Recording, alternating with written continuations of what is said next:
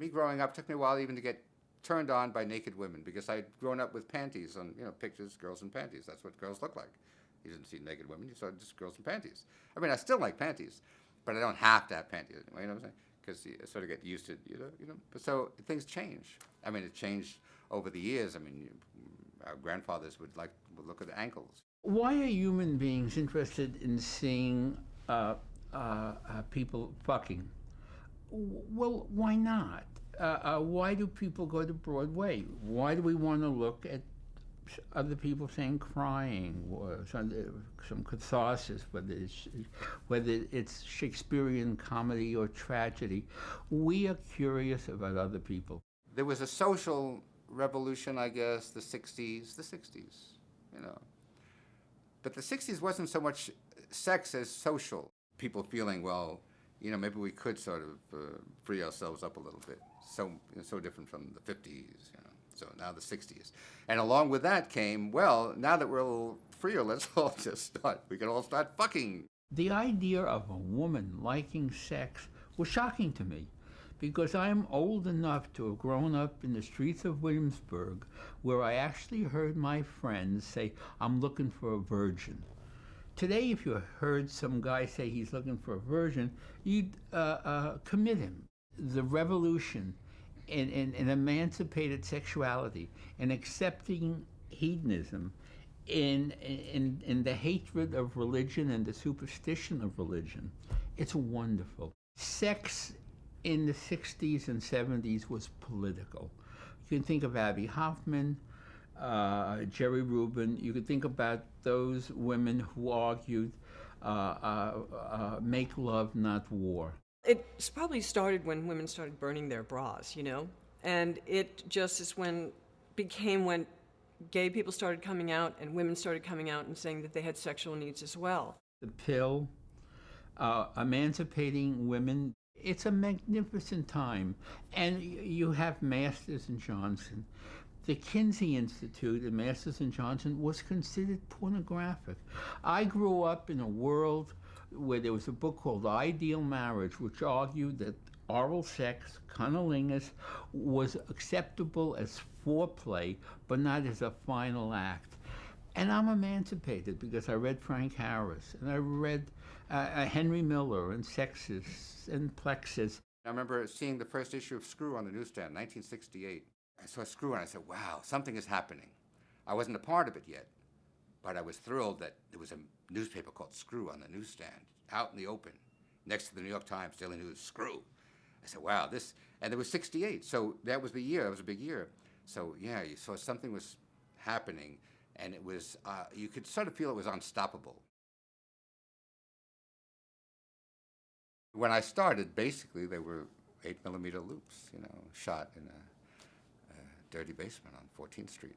It was fun because when you threaded an 8mm projector and you projected the film, just the sound of it is, I guess you have to be a certain age to appreciate it, but there was something sexy about the whole process, of doing it and threading it and getting it ready, and then you could project it anywhere. You could project it onto. I used to have fun just putting a naked girl in front of the wall and just projecting onto her body. There were peep shows also in Times Square for a quarter, and there were these booths you go into and you drop quarters, watch the films there.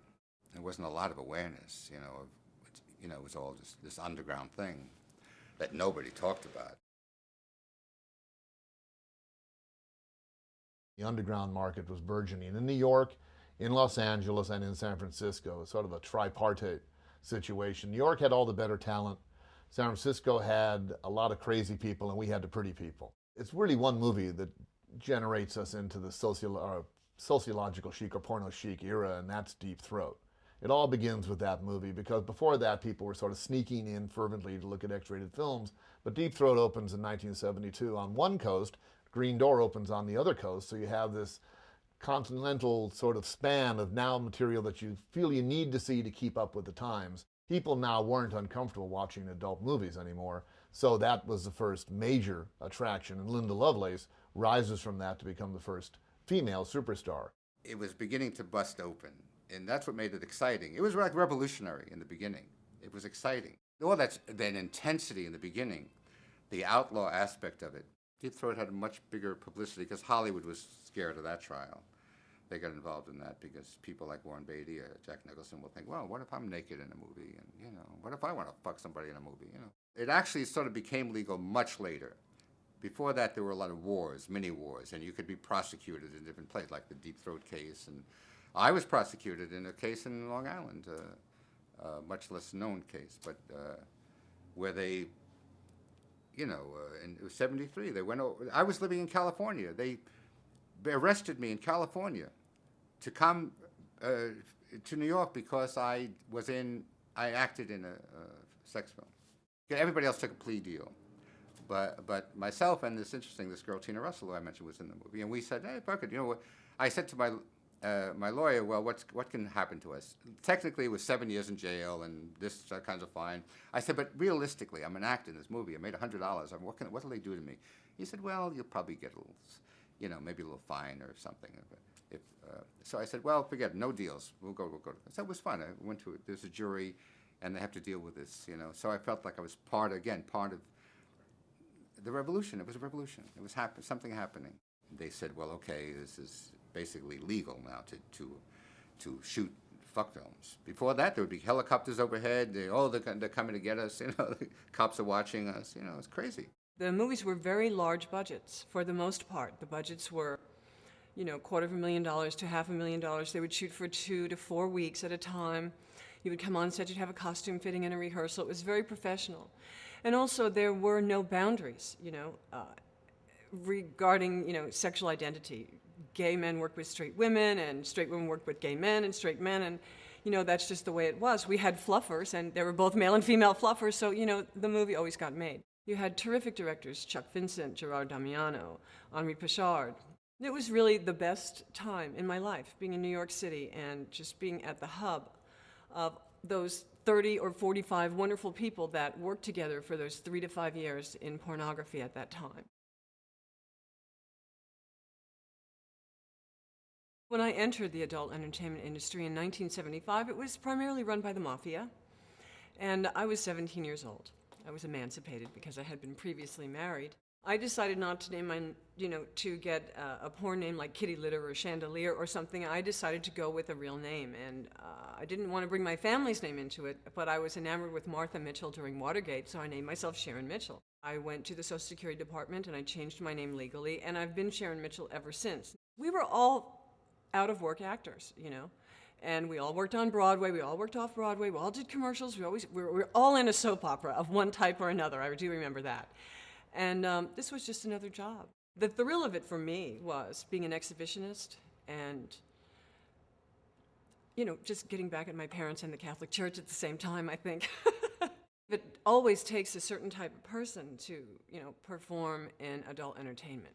You have to be extremely comfortable with your body. You have to be a little bit of a freak.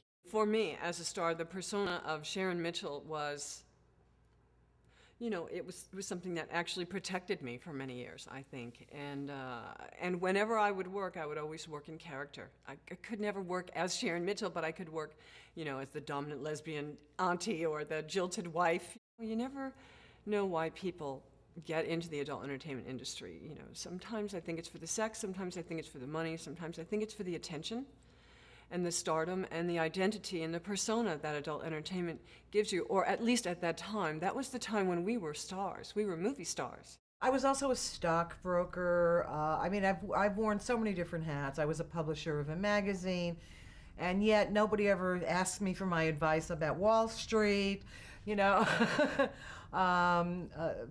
They, you know, will mostly say, well, what was it like, you know, being a porn star and everything? And I have to say that at the time that we were in this business, the so-called golden age again, we really were treated, in my opinion, similarly to the B-movie stars of that era, the Diana Dors, the Jane Mansfields, you know, the Vavoom girls. I mean, when we had a big dinner dance or a convention or something, the women in the industry would go all out in terms of the hair and the clothing and, and their gowns and everything. It was like the frickin' Oscars, as far as we were concerned. When someone offered me a role in a porn movie, I had just gone looking for nude modeling for extra money. I was living an alternative lifestyle in San Francisco, avant-garde theater, singing in jazz clubs. I needed extra money. Nude modeling, I had grown up in art schools. It was not it. Even though I was actually very shy about being naked, I didn't think there was anything wrong with it. And I was very insulted when they offered me work. And I stormed out of there and didn't do anything until my boyfriend at the time decided he would try it. Got a role in a big budget movie called Cry for Cindy that Anthony Spinelli directed. And I saw that, gee, this is really very legitimate. The people are beautiful. It's not so bad. The money's great. So I didn't know much about porn myself. And that was already 1975. So I knew very little. I was Stasha Block, married to this dentist. We were both drug addicts, crazy people, the high life. And he used to be very violent with me. So I was looking for an escape not only from drugs, but from him. And my neighbors happened to hear him beating me up and said, you got to get out of this and you can do a still shoot and get some money and get away from this guy. So the first thing I did in porno was a still shoot. And I fell asleep. I was on Quaaludes. And they kind of propped me up against a tree and sort of, I think it was Little Bo Peep. Before you knew it, you heard snoring, and they had to wake me up and say, this isn't very sensual. We're not going to pay you for this. Wake up and smell the money. I had never heard of Chuck Vincent before in my life. Somebody sent me over there. They said, this is a producer. I'd never been in movies. I had no idea what to expect. He had a loft somewhere in the 30s in the Garment District. And at the time, it was a very downhill, not very attractive neighborhood. So, in fact, it was seedy. And I thought, I don't know if I want to go there. But what choice did I have? I had to get this money to get away from this husband of mine. So I went there. He was so pleasant, so warm. He made me feel beautiful. He said, I'm just going to make you a star. You have everything I want. And I said, well, what do I have to do? He said, just be yourself. The hitch here is that you have to take your clothes off, you have to have sex, or you're going to be able to do that. And I had done a little prostitution, so I thought, hey, well, that wasn't that attractive. If I'm going to be a star, if I have to take off my clothes, if I have to have sex, going to make money, get away from this guy, that was the plan. Chuck Vincent was remarkable right from the start. Friendly, warm. He said, we're going to get you away from that husband. Don't you worry about it. So they sort of took me under their wing. I don't know how I did. I was so brain dead. I was on so many drugs. But I just got all my places, all my cues, memorized the lines, and it was sort of like wind me up, and I did it. The sex was the way, it was my ticket to a little bit of fame, money, and having sex. So it looked like a good enterprise for me. It actually helped me subside in some of my drug use. So I think a lot of people were looking for a haven and a way of expression where they could feel free, still get the money they needed for their drugs, like it was in my case. And this was a beautiful place to feel like you were a star somehow. I think everyone's looking for something to fill a gaping hole inside of them. And everyone's looking for love or to feel beautiful, to be appreciated. If, for example, someone hasn't had a great sex life and they come into porno, all of a sudden you have this great sex life. Everyone admires you. Everyone says you're sexy and beautiful or handsome in the case of men. You're making a lot of money. My agenda was like, just get high, get the money, and if sex is available and people are going to treat you really well and have beautiful sex, that was okay at the time for me.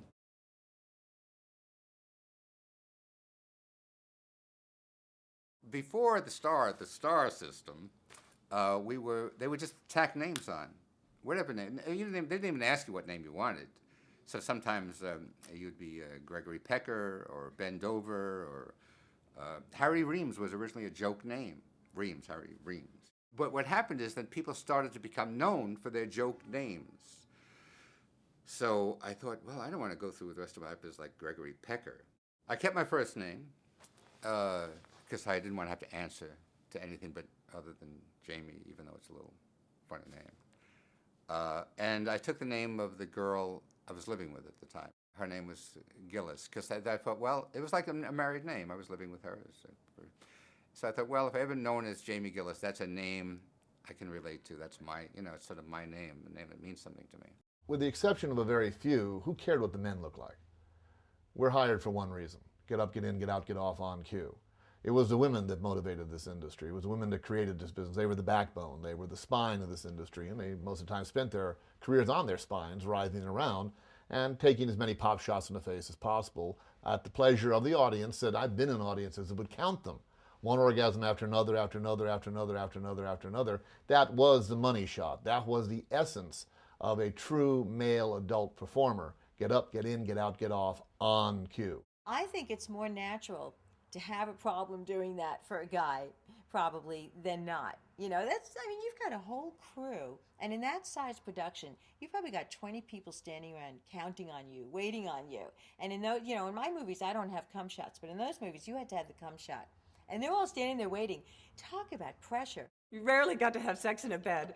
So it was never an easy job, so there were very few men that were prepared and able to do this. The number one quality for a male star during that era, and I still think today, it's very important to make the person that you're working with feel beautiful and sexy and wanted.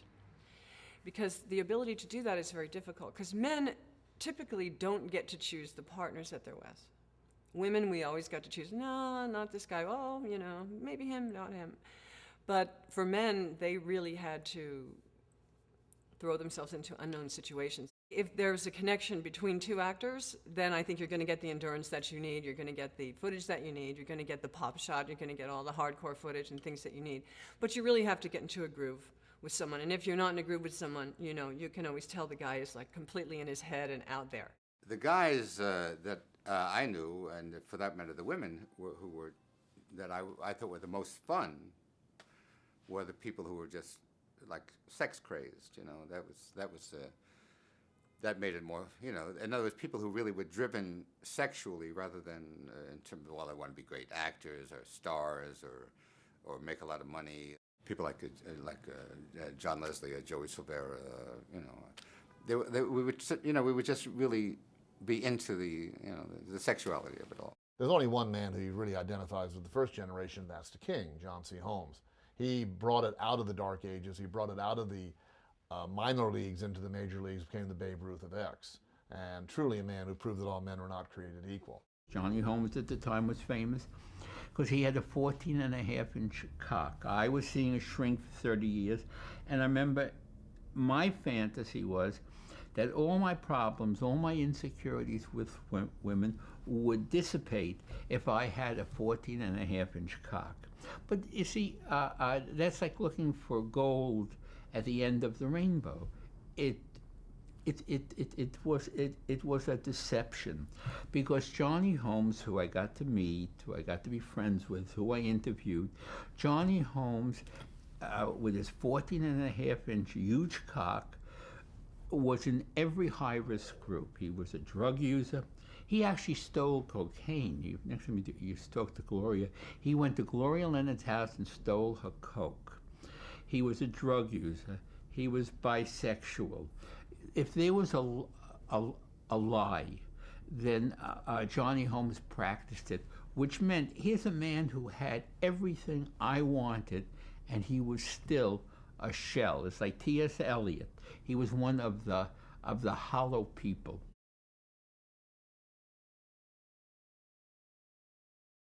In my opinion, it didn't really become mainstream until the onset of the VCR. And then everybody had a porn film and could take it home. The industry grew. It grew by leaps and bounds. It became something different than what we once had, which was very special. The industry moved to California. Video became of age, and all of a sudden the budgets got very small, which meant the shoots got smaller, and the art form completely changed. When I got in, there was an overlap, because there was no homophobia, there was no HIV, there was not a big difference of sexuality. Everyone was sexual, everyone was having sex with everyone else, regardless if they were the same sex or not. So for me, being a bisexual, I was in a perfect, business, a perfect orientation, and I just felt comfortable and assumed that most people were bisexual. There was a big change with HIV. When HIV came along, a lot of my friends, Annie Sprinkle, Candida Royale, Kelly Nichols, Veronica Hart, were stunned because a lot of our friends got very ill, and I was thought to have HIV at one point, or what they used to call gay-related disease. I mean, this was way back when. And it really changed. And the gay industry stepped up to the plate and did something about it, unlike the straight industry, who stayed in complete denial and still is. And it also was very difficult, to be one of like the 10 people that were getting regularly tested for HIV and were asking, okay, if I'm going to work with this person, could I see their HIV test? That just wasn't done a lot in the straight industry. And then John Holmes got HIV and said, hey, look, everybody needs to go get tested. And, half of them still didn't test. And nothing was really done about that until 1998 when I founded AIM Healthcare and, started the requirement for testing. But still, the denial is there. It's a necessary inconvenience that I provide to most.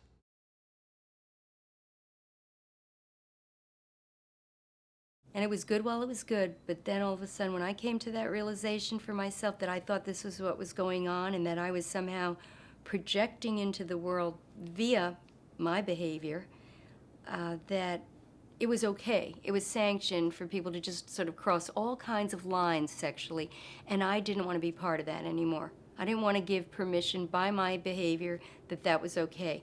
So we did Jack and Jill 2, and it was very funny. Chuck called me up, he goes, do you want to work with Jack? I said, yes, but I'm leaving the industry, like, tomorrow. He said, but my real name is Stash. He goes, Stash, you can't do that. I said, I know, I'm gonna miss you so much, and you got me my SAG card, and I love you forever, but I'm going. I'm so happy that I did it. I'm so happy that I found the love that I found there. If I had just become a street person and didn't have that opportunity, I mean, it was a total education for me. And I got a lot of love, and it held me in abeyance from actually dying.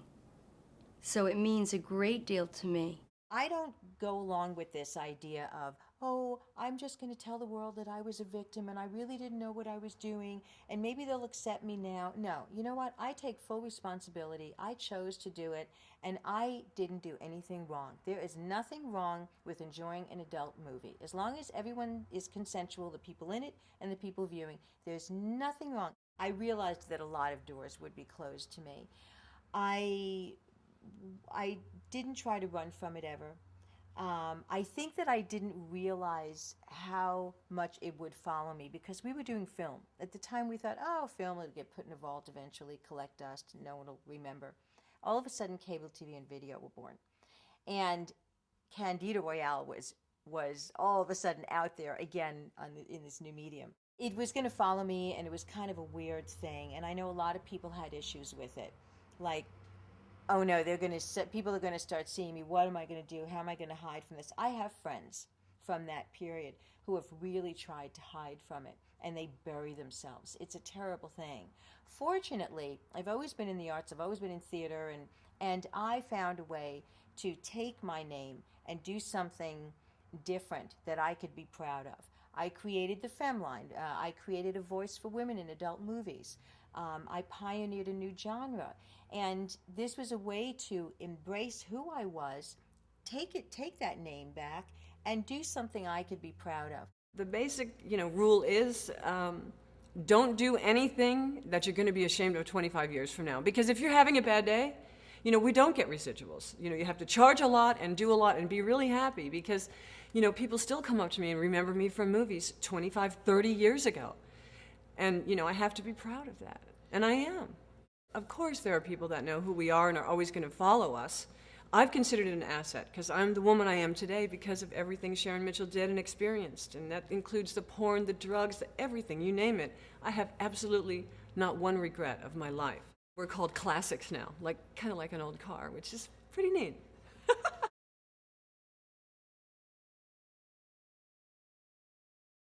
The women of today who make porno films are boring puppets. All they are, they're pretty and their tits are are man-made.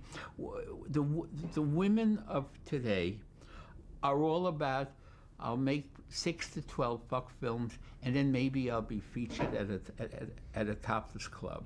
There was no topless club in the 70s. Whether it was Samantha Fox or Gloria Leonard, you had women who made fuck films because they wanted to. It was a statement of that they were free and they could. The quality was there. There'd be 3 films a week. Now there are 3 films a second. So it was, truthfully, sex was very clearly a political statement, which it's not today. Today it's just a fart. What I see now is just a very fast, exploitive, disposable amount of people that are in and out of this industry. I had a 22-year career in front of the camera. These are long-time careers. The average span of a porn career now is 3 months to 3 years maximum.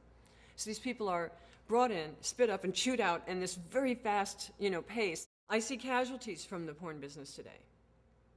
I see people get, recruited immediately on their 18th birthday that really don't need anything more than money, that aren't sure about what they're about to do, and we're in the position of having to give them a tremendous amount of prevention education, both psychosocially and for their health, in a very short period of time. I don't think people really have the thought process to understand what it is they're about to do that's going to go out to millions and millions of people all over the world. People are really kind of losing their minds. Sex has gone to a place now, it's spun off. It's not even innocent. It might have had a little bit of innocence to it, but it is completely out of whack. And what people are really doing is they're missing a very strong center of their soul. It's almost like Fear Factor or Can You Top This? I mean, it's the sex stuff that they're doing now is so risky and so bizarre, and so, some of it's borderline unhealthy. It's not terribly sexy to me. I mean, I look at it and it's like a train wreck or a horror movie that you can't really take your eye off of it because it's so shocking. And I'm not sure if that has anything to do with sensuality or sexuality or anything that we did in the 70s and 80s. Now I almost feel sorry for these kids. They're fucking every day, and they're fucking everything, and they're making money, but they don't have the revolution. It's not, that's missing. It's just, I mean, a kid said to me, I was on a set a few years ago, just like a little cameo walkthrough thing, and the kid was screwing this girl on camera, and the camera was taking a break from it, and he said, "Oh, Jamie," he says, he sees me, he says, "Jamie Gillis," he says, "if it weren't for you, I wouldn't be here today." He's just some schlub banging his bitch in the pimple, and he was thinking, wow, I'm here today. The bottom line for me is all sex is good sex. The worst thing is no sex.